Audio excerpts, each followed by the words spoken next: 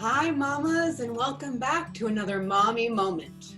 So, last week we talked a little bit about creating a vision for our lives, and I just want to continue that conversation because it's always important to continue to come back to thinking about who we want to be and then aligning ourselves with being that person. So when you think about 2030, when you think about who you want to be in 10 years, what comes up for you? What incredible life do you imagine for yourself in 10 years? I know recently I was thinking about how when I'm dying, hopefully when I'm 99 years old, I want to look back on my life and I want to feel like I had the most incredible adventures, like I lived and loved with my whole heart, like I made an impact, like I didn't hold anything back. I want to juice this life for every magical drop that I can possibly get out of it. And that is what I want for you too. So, just for a minute, I'd like to have you think about what magical adventures could be possible for you in 10 years from now. So, think, where do I want to live? What do I want to be wearing? What do I want to be doing? And then I want you to go into your relationships. Who do I want to be spending time with? How do I want to feel in my body? What do I want my energy to be like? How do I want to be feeling? What do I want my spiritual practice to be? What's my relationship like with myself?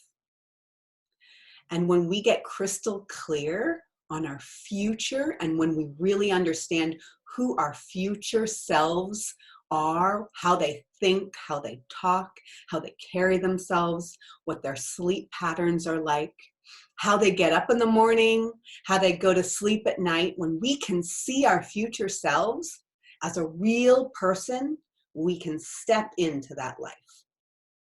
So I want to invite you to imagine that your future self has teleported back into your current life as it is now.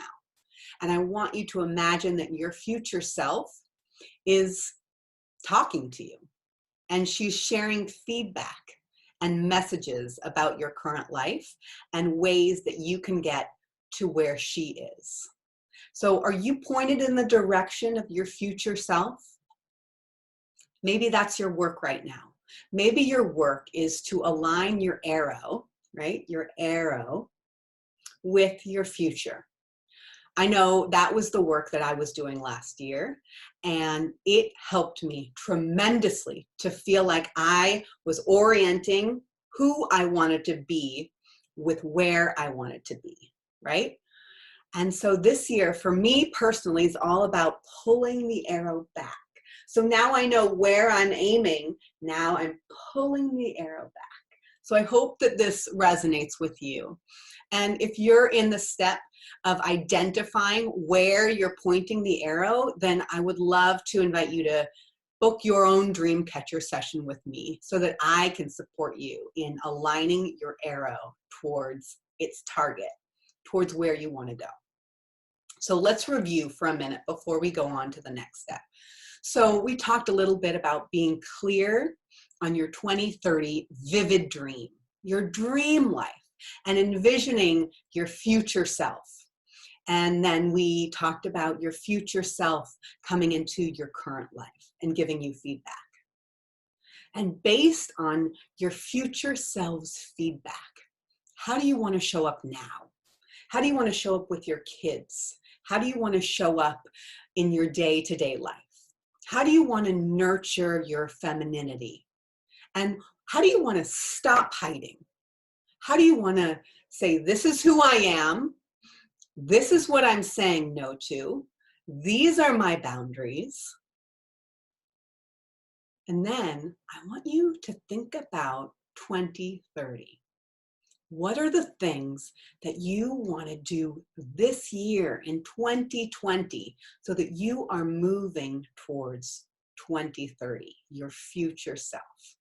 And then finally, I invite you to write a day in the life. So on February 20th, 2021, a year from now, how will you be spending your day?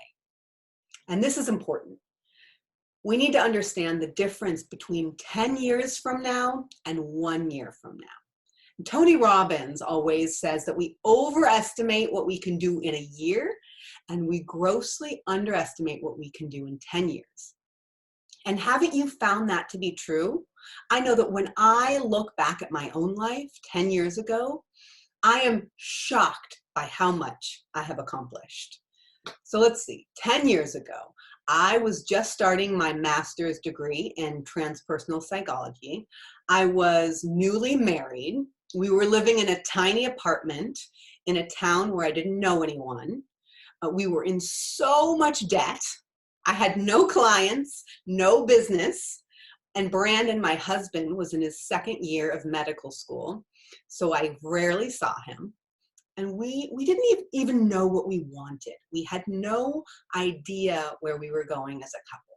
And I was struggling with self-esteem issues, not knowing what I wanted, not knowing who I was. It was a brutal time, a brutal, brutal time.